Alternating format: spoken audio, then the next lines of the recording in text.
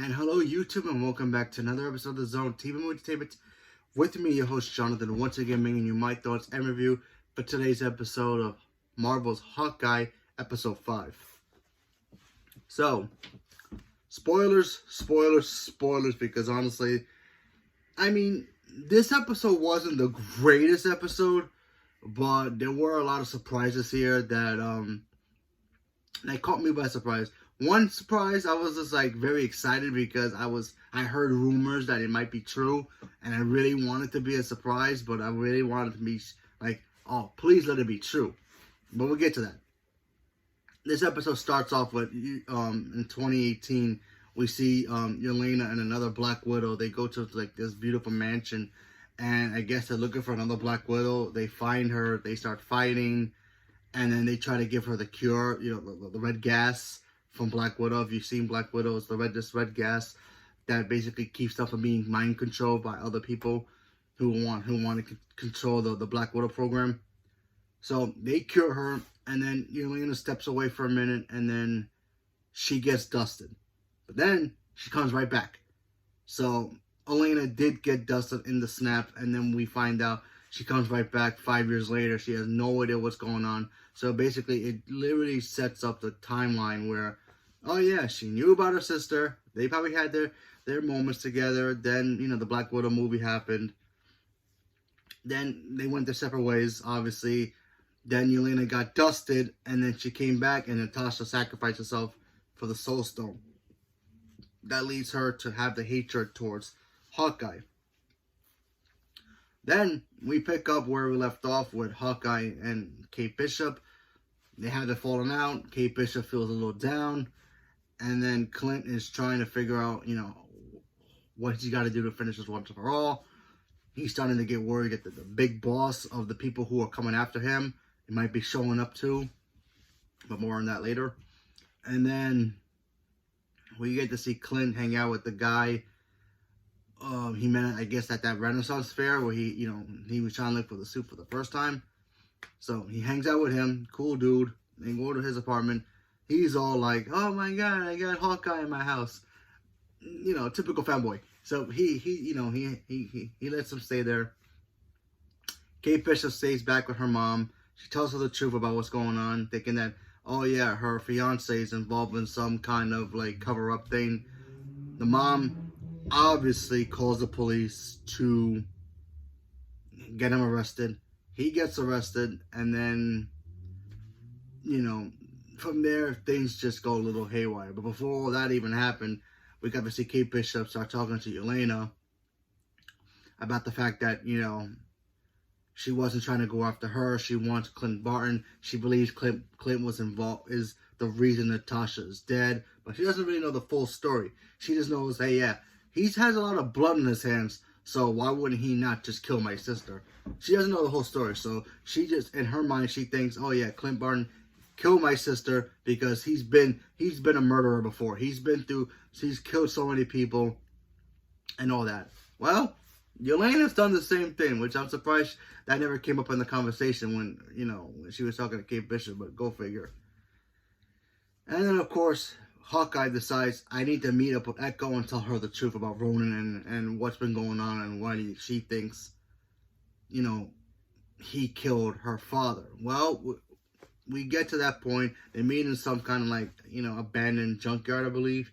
And then, of course, Echo brings some guys to protect her. She has a sniper on the top of the roof. She has a couple guys hiding behind the old cars.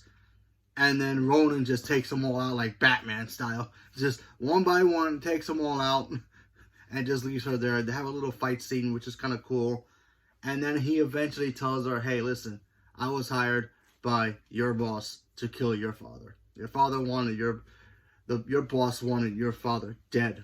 Why? We have no idea. We'll probably find out next week, but who knows. And then, of course, it cuts back to Kate Bishop helping Hawkeye in that situation because he almost gets killed by Echo. And then the two of them leave, and then we find out Yelena has been following Kate's mom into this hotel to meet the boss. And then we find out that the boss is none other than Vincent D'Onofrio's Wilson Fisk, Kingpin.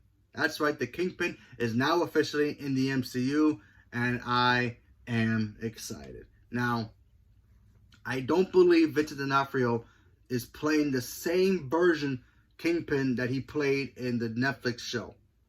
I just don't think that. I think the Netflix show doesn't exist anymore. This is going to be Vincent D'Onofrio playing a new version of Kingpin, the MCU's version of Kingpin, which we have not seen yet.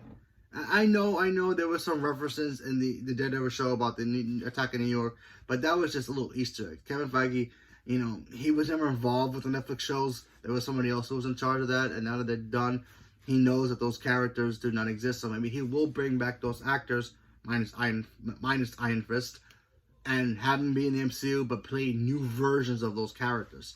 So when we see Charlie Cox's Matt Murdock, he'll be a new version of that.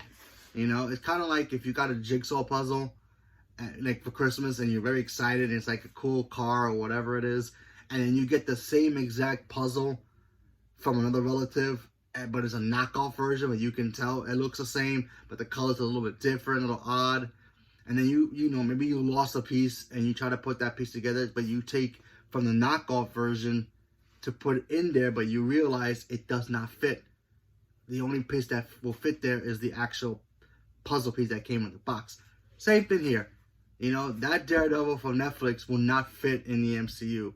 Maybe because it was darker and broodier. And I know Daredevil, he's a broody guy. So I know that we're going to get that in the MCU. But with a little bit of a little color flavor, Maybe we'll get the iconic suits, all that cool stuff. And also same thing with Kingpin. Kingpin, at this point could be coming up in power for all we know. Maybe he's already in power, and we just don't know. Maybe the law doesn't know about his power. They know about Wilson Fisk. Maybe he doesn't know about the power of the Kingpin.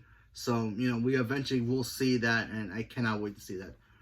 But yeah, him showing up at the end was very awesome, and I can't wait to see what Vincent D'Onofrio will do with the character this time around.